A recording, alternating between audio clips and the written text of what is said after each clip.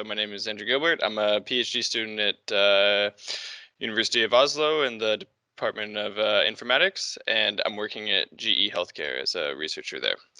So today I was going to talk to you about a project that I've been working on for the last little bit about generating synthetic labeled data from existing anatomical models, and specifically looking at an example with echocardiography segmentation. So the goal of this project is to automatically generate realistic ultrasound images with a known ground truth to facilitate the training of deep learning algorithms. So this is about creating a database that we can use to then train future deep learning algorithms. And so I'll get into a little bit about the motivation and the what we actually did to do that. But that's the overall goal. So ultrasound is one of the most widely used imaging modalities for diagnosing cardiovascular disease because it has a high temporal resolution, it doesn't have ionizing radiation, and you can get live feedback. So it's quite frequently used in clinical care. And this is an example of a ultrasound image. This is specifically showing apical 4-chamber image, which is what I'll be using for this presentation.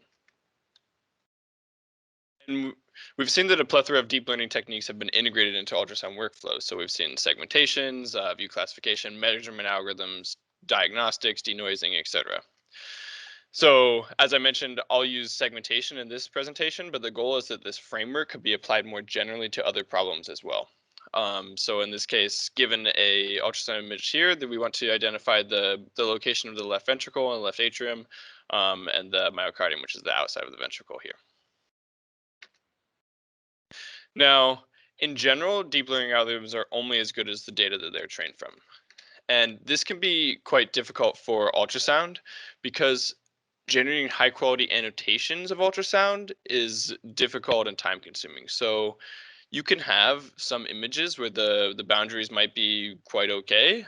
In this case, you can relatively see there might be some shadowing up in the apex here, but overall you can generally see the boundaries pretty well. Or you might have some images where you have a much larger shadow and it's basically impossible to tell where the boundaries are, even for an expert annotator. But still, to build a echocardiography data set for training deep learning, we've had to rely on expert annotators. So the traditional pipeline where you give them an image and they're asked to kind of outline the area of the segmentation. And the good part about this approach is that it matches the clinical implementation. So it's the way that things are traditionally done. People are used to it. And if you're building an algorithm for clinical implementation, it's good to have training data that was done the same way. The downside is that it's expensive. It's difficult to get the time for these people who have to be experts. Time consuming. We've seen in studies we've done as well as throughout the literature, there's high inter and intra observer error. And it's difficult to adjust these annotations to meet new guidelines or to fit for new projects. So we've seen in some cases that an annotation for one project might not fit for another project, and there's no way to adjust that, or it's difficult to adjust that. So the approach that we're proposing and that we've proposed in this work is to actually start from the labels instead, and then generate images that go along with those labels. So start from high quality labels and then build the images. And the advantages of this is that it's easy to scale, the labels can be adjusted later, and we know that we're starting with high quality annotations. Of course, the downside is what's the performance going to be, and that's what we've investigated a bit more in this project. So how are we going to get these high quality annotations? We've seen that computational models have been previously developed for research in a wide variety of areas. So things like shape analysis, electromechanical simulations, and fluid dynamics specifically for cardiac applications. They use anatomical models. And so the key insight in this work is let's use these models as sources of annotations. So here's a general overview of the pipeline that we've developed. So starting from anatomical models, we extract 2D slices because in this case we're focusing on 2D ultrasound. And then from these slices we build up a data set of what I call pseudo images, which is just images that are sort of have the appearance of ultrasound, but not yet, just sort of basic image processing and applying a mask and stuff, as well as labels that are also extracted from the slices. Then we use generative adversarial networks to transform the appearance of these pseudo images into realistic ultrasound images. And the final output is a data set of labels and synthetic ultrasound images. And I'll go through each of these steps in a little bit more detail. So starting from the anatomical models, these were derived semi-automatically from CT scans. And CT images provide much better spatial resolution than ultrasound images, which is so it can allow for high quality annotation. So in this case, you see the tool that was used to build up these models, and you can see that there's much higher resolution here, which gives the labels better resolution. And it's also, you can add much more details, many more different areas to the model. And so we have a data set of 20 models that were developed from CT scans of asymptomatic adult hearts. There's also, so these specifically were asymptomatic. There might be other cases that were pathological that we're hoping to add in the future as well. But we started from these. And one thing is that, of course, when you're training deep learning algorithms, you like to have a large variety in the data set, and just 20 models might not provide the variety that's necessary. So what we did then is we decomposed the principal shape variations of these models. So we made each model a mesh and used principal component analysis to find the primary modes of variation. And then we used that to generate new models. So given those modes of variation, we randomly sampled from each of those modes of the 20 different meshes to generate new meshes. So we just picked random samples in each of the first 9 modes, captured 90% of the variability. So we used the first 9 modes, and we generated several new meshes. So from that, we could expand the data set of 20 meshes to 100, although theoretically you could keep doing that more and more. Okay, the next step was to actually perform the 2D slicing of the models and then generate the pseudo images and model labels. And so as a reminder, in this application, we were doing apical segmentation. So this is the task. You can see that this is the LV endo label. This is the LV epi label. So epicardium, endocardium, and the left atrium label. And these are example slices from the model. This is a two chamber slice. This is a 4-chamber slice. So this is showing how we extracted those slices from the model. And these are example real images with those annotations included. And there are several important variations to consider here as well. So, so to actually extract the slices, we just extract it from the model using landmarks. So we find the landmarks in the model. So in this case, we use the centers of the valves that we found, as well as the apex. So that defines our plane. And then we rotate it to correspond to the probe location and position it within the image to correspond to a traditional ultrasound image. And then we just add some random noise, do some other filtering and blurring to end up with this pseudo image. So that's where that comes from. In terms of the actual slicing, there's a few variations. So in real ultrasound images, you might see LV focused image, which is only focused on this LV. The LA is cut off. So we included some of those. And then you might also see a full heart image where the whole heart is included, including that left atrium. So we included some of those as well. So that added additional variation to the data set. In terms of slicing, we randomly sampled around 2 different axes to get variations of slices around those 2 axes to add some additional variability again. So with that, we took our 20 original models that we started with. I showed you how we used principal component analysis to build that up to 100 synthetic models. And then due to variations in slicing, cropping, shifting, speckling, et cetera, image processing, we can build that up to a data set of 900 pseudo images and labels. So we have additional variability included here in the data set. And this is what we used in this case, but theoretically, this could be extended as much as you want to build larger and larger data sets. Although, of course, it would be nice to continue to add new original models too. The next step was to transform these images using a generative adversarial network. In this case, we used a cycloGAN. So generative adversarial networks are used to generate realistic looking images. Starting from a noise vector, you use a generative network to generate images. You have a data set of real images, and you have a discriminator network that's trying to determine the difference. And this is a game where they're both trying to learn at the same time. Conditional generative adversarial networks can take an additional input as well. So you can have the image as well as that can then condition the output. So given an input photo of a specific type, you can generate, for example, if you have an aerial photo, you can generate a map that corresponds to that. And then you have real images, and the discriminator network is learning to tell the difference, but this is a way to condition on a specific input that you would like. Cyclogans combine two conditional GANs to enable unpaired translation. So this was the example originally proposed in the original paper, or one of the examples was horses to zebras. So by using two of those conditional networks, you train something that can go from one to the other without having to have a paired setup. And so that's what we used here. So instead of horses to zebras, we have this pseudo images and then the real images, and that was the translation strategy. Then during training, you start with the real pseudo images, you go through one generative adversarial network to get the generated ultrasound image, and then you go through the next to get back to the reconstructed pseudo image. The first loss term is then a cycle consistency loss, which is this sort of behaves like an autoencoder where the final image here should be the same as the one that was put in the beginning. And then the second loss term is the adversarial loss term. This generated ultrasound image in the middle should be as realistic as possible compared to real ultrasound images. You can then switch the pipeline, starting from the real ultrasound images, go to the generated images in the middle, and then back to the reconstructed ultrasound images with the same loss. And then you alternate this back and forth during training. To be honest, CycleGAN is now a bit old in terms of deep learning strategies, so there's lots of new generative adversarial network strategies that we're hoping to apply to this work as well, and that I think could be applied here. We just use standard architectures, standard UNet for the generator and a patchGAN for the discriminator.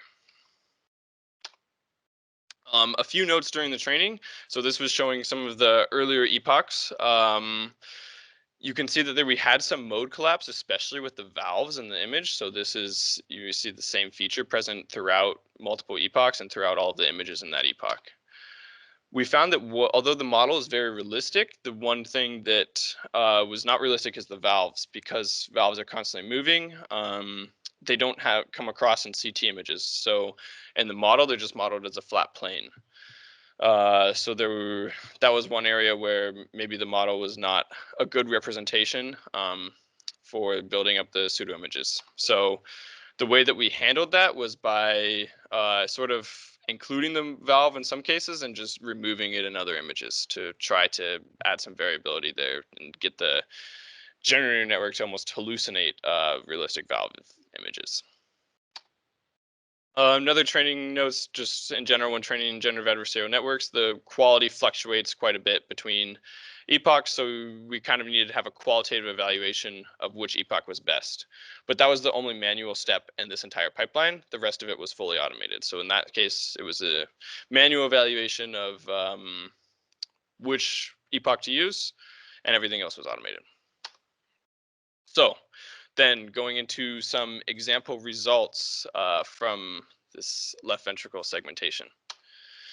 So to test this, we used 5 different real data sets. So this was to show some just to test with additional variability.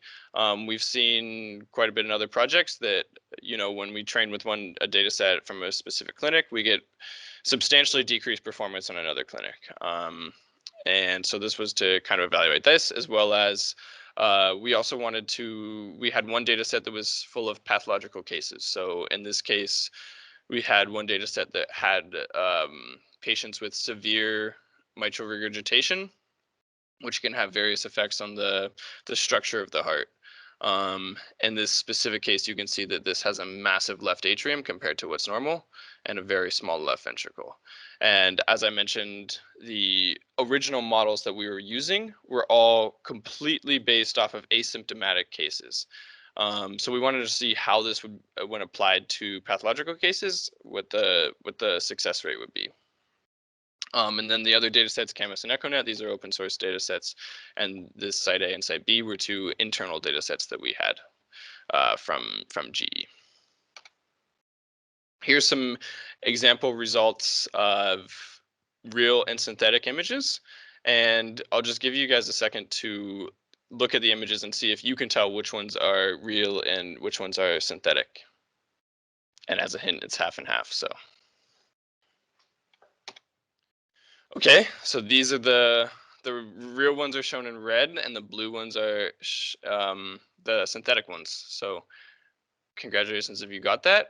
If you're used to looking at ultrasound images, one thing you might notice is that due to the way the ultrasound images are formed, there's some stretching that occurs in the bottom due to the scan conversion process. So in the real ultrasound images, you can see this stretching in the speckle in the reflections here, for instance, and that's not always shown in the synthetic images. So you have much more of sort of consistent pattern across the images, consistent noise pattern. So that's one thing that we also evaluated might be, something to target for future work, is how to evaluate that, or I mean, maybe it's not important as well.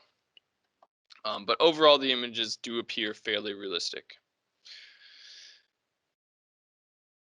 And these are just some more examples shown with the annotations overlaid on them. So as a reminder, all of these synthetic images then have the annotations included. And one other thing to notice here is that the left atrium annotations in the model are quite a bit more complicated than you'll typically see annotation made by a observer, and that's just because of the higher resolution of the model images from the CT. But it does mean that a model trained with these annotations, maybe it's not as applicable to annotations in ultrasound, even if it is more realistic. And you can also see that, for example, the left atrium is quite a bit foreshortened, for example, in this image, but that does match real images. So most times when you're focusing on the left ventricle, you might have a case where the left atrium is not optimized. So anyway, okay. So then the next step was to evaluate how well it would perform given a network trained with real or synthetic data and then tested on real data. So of course the final goal of this is to say, can we use this synthetic data for training a network that then performs well on real data? So starting with a network that was trained with real or synthetic training data and then testing it on real data. So what we found was, and these results are averaged across the data sets that I showed earlier. If you're training and testing with real data with the same data set, we saw an average dice score of 93.7. So pretty high dice score there, as can be expected. This was just results for the endocardium, so this inner part, just to simplify it. If you're training and testing with real data from different data sets, we saw a dice score of 89.1, which was actually exactly equivalent to what we saw when we were training with synthetic data and then testing with real data. So we see that we can get performance at the same level as inter-data set. And in this case, we also saw a pretty high inter-observer difference. So the inter-observer error was even lower, down at 87.9 dice score. So there's some significant differences in between the observers. One reason for this lower inter-observer score, which was lower than other places reported in the literature, is that we only gave the access to the observers to a single frame, whereas one of the benefits of ultrasound is, of course, the temporal resolution. So that might be one of the reasons for the lower dice score here. But as you can see, it's at the same level as what we got when training with synthetic data. Looking at the actual images, so these shows the worst, median, and best results across the 4 test sets that we used. So starting with the camera set, in the worst case, the network trained on the synthetic images is shown in blue. The baseline is the network that was trained on the corresponding real data set, and then the label, of course, is the manual annotation. So in all cases, the best and median results look fairly good. They follow the expected labels quite closely. So I'll just focus on the worst cases for a little bit and into some diagnostics of what went wrong there. And So in this case, in the worst canvas case, you can see that it missed the valve plane. This was a common, this was the most common mistake made by the network trained with synthetic data, is that it wasn't able to properly find the bottom plane on the valve, and that again might be due to the variations in the valve anatomy that we had in the model.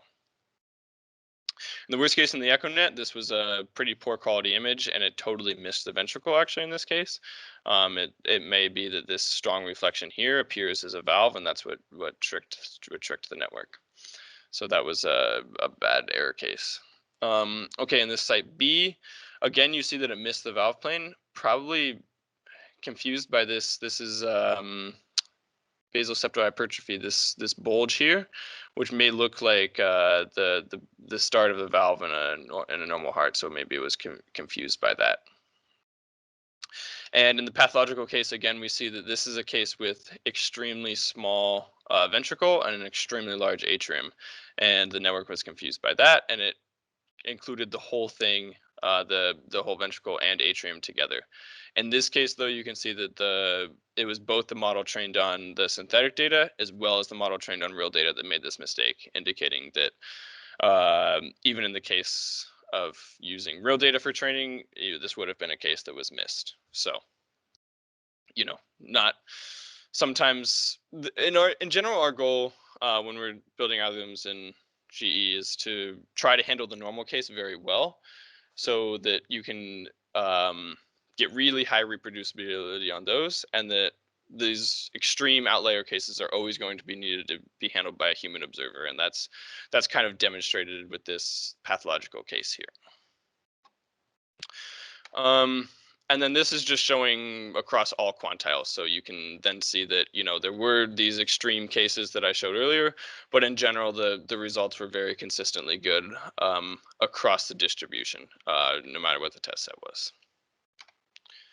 So, in summary, here we've proposed a method to generate realistic ultrasound images with a known ground truth to facilitate the training of deep learning algorithms.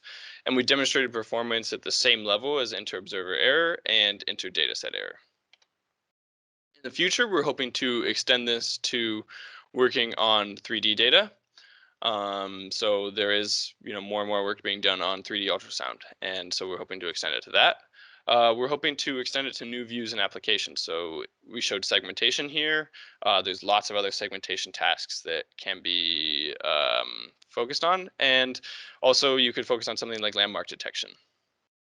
And then finally, adding a temporal dimension to the generated data.